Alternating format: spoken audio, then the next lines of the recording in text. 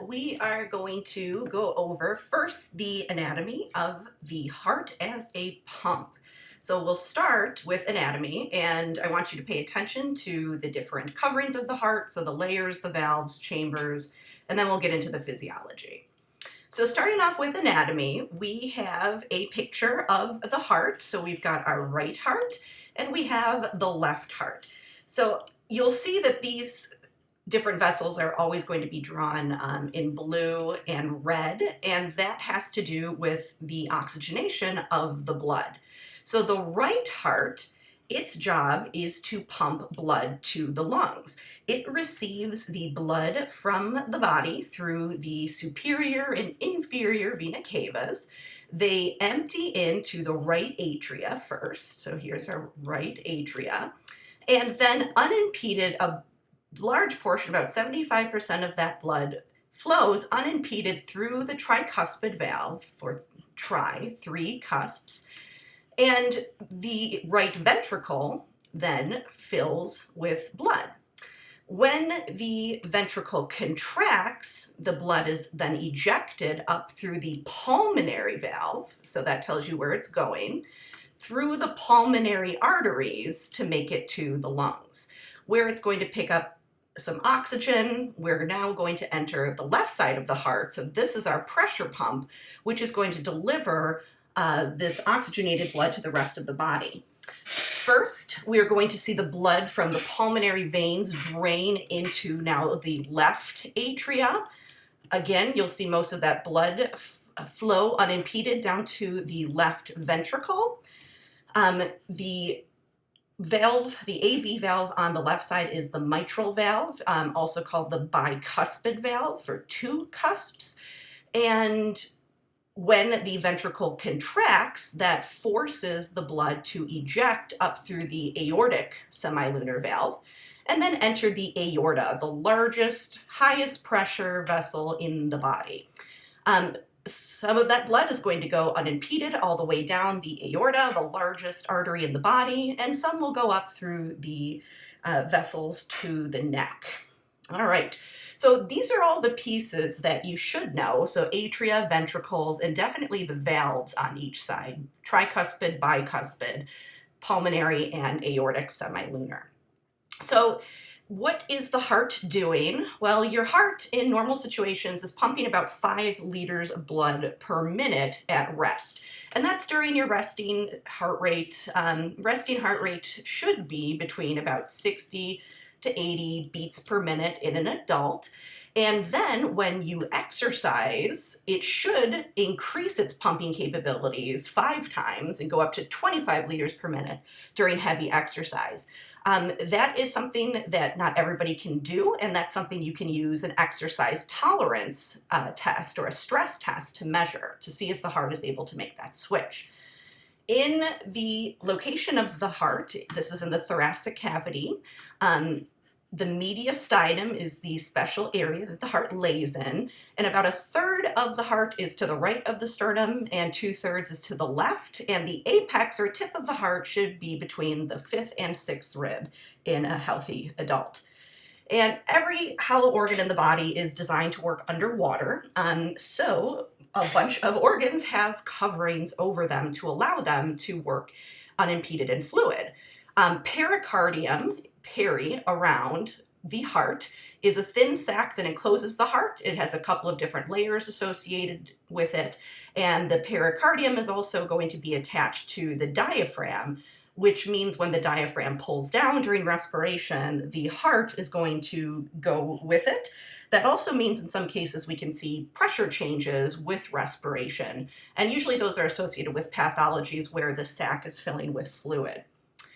The layers of the pericardium, everything in the thoracic cavity has an adventitious or fibrous layer on the outside. So this is our adventitious layer, just like vessels.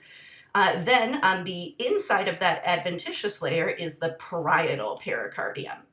Then there is a pericardial cavity filled with pericardial fluid. So there should be some fluid here, not too much, not any color. There should be no blood in there. It should just be a small amount of fluid, which separates the parietal pericardium from the visceral or inner pericardium. which lies directly on top of the heart itself. This behind it, this is all myocardium, the muscular portion of the heart. And the atria and ventricles and the septum of the heart, they're all made out of muscle. What isn't is the endocardium, or the innermost area of the heart. That's what makes up the valves and then the lining of the atria and ventricles. All right, so here's what the myocardium looks like. So we see our ventricles here. We've got left ventricle, right ventricle. Here is the septa. Just like you have a septum in your nose that separates your left and right nostril, we have a septum separating the right and left ventricle. Then we get into the atrial areas. It's a lot more thin of a layer of muscle up there between the right and left atria. Here is a coronal section of the heart, and we see the septum. We can also see that the left side is much, much bigger. So this is the left side of the heart, and here is the right. Because the left side of the heart has to work a lot harder to pump the blood up through the aorta and the systemic vessels, whereas the right side of the heart has the easy job of just sending the blood to the lungs. So we don't see as much muscle hypertrophy on the right side. So that is what makes up the myocardium. We have cardiac muscle forming the atria and ventricles. And just like you would wring a towel to get all the water out of it, or a mop, the muscle fibers are anchored in a swirling pattern so that we can have continuous pumping and also a continuous emptying, almost like squeezing a tube of toothpaste from the bottom up to eject all of the blood at the end of filling. All right, so a bunch of these slides are just going to be repeating the parts of the heart, so that should let you know that these are really important. Right side, left side. Again, notice that the right is always going to be blue because it's deoxygenated blood, whereas the left side is going to be red because it should contain oxygenated blood from the lungs. Okay. So as we said, we've got our septum in the middle. The right heart is what's known as the pulmonary pump because it's sending blood to the lungs, whereas the left heart is the systemic pump because it's sending oxygenated blood out to the system. So right heart has the easy job, sending it to the lungs. The left heart receives that blood and then sends it out to the system. There should be no direct connection between the halves of the heart. They are going to pump at the same time. Atria contracts, then ventricles contract, but there's no open communication between these sides. There is, as we've mentioned, foramen ovale between the atria. That is something that should close upon pressure changes at birth. If it remains open, that's called a patent or open foramen ovale. And then there is not a naturally occurring communication between the ventricles. However, you will see that ventricular septal defects are the most common defects pathologically. Here is a picture in one color, like you would be looking at a cadaver and have to tell the difference between the sides now. We can see all of the vessels here are labeled. Make sure you know vena cavas, the different valves, right atria, right ventricle, tricuspid is on that side. One thing that we haven't mentioned yet are the heartstrings, the chordae tendineae. The chordae tendineae are these fibrous strings which are going to anchor the valves to the side of the wall, and those are controlled by the papillary muscles.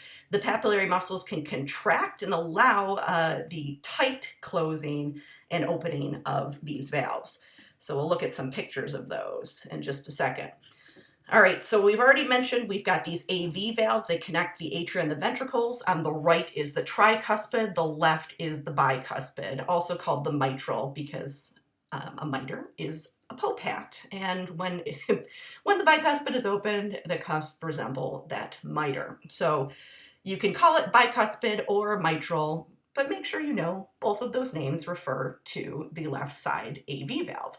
There's also the semilunar valves. They are named for where they're going. There's pulmonary semilunar and aortic semilunar. They prevent blood from going back into the ventricles.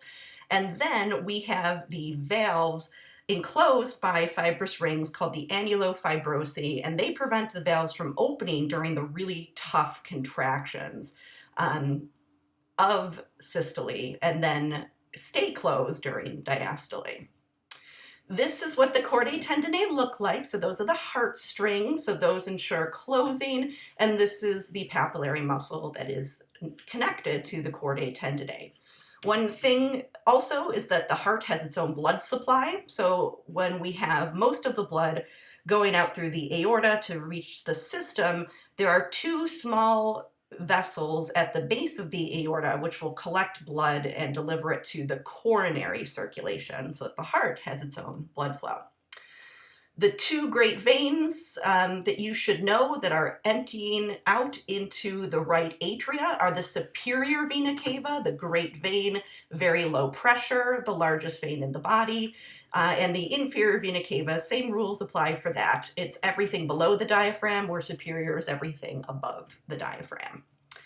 Then, as I've mentioned, the heart has its own blood supply, and it is delivered through the coronary sinuses. So the coronary sinus, it collects blood that drains from the myocardium, conveys it to the right atrium. And then we said great veins, there's also the largest artery in the body, the aorta, the great artery that goes and collects all of the blood from the left side of the heart. Some of that blood will go up to the subclavian systems or to the carotid, so go right on up to the brain there, whereas the majority of blood will go down unimpeded until we get to the level of the kidneys, where there's a bifurcation to the renal arteries. Remember that this is a one-way flow. The heart is a dual pump. One side is pumping to the lungs, the other to the system. So the right heart is part of the pulmonary circuit. Its job is to provide blood for gas exchange, where the left heart is our systemic circuit, and it propels blood out to the tissues of the systemic circulation. And that is your functional anatomy of the heart.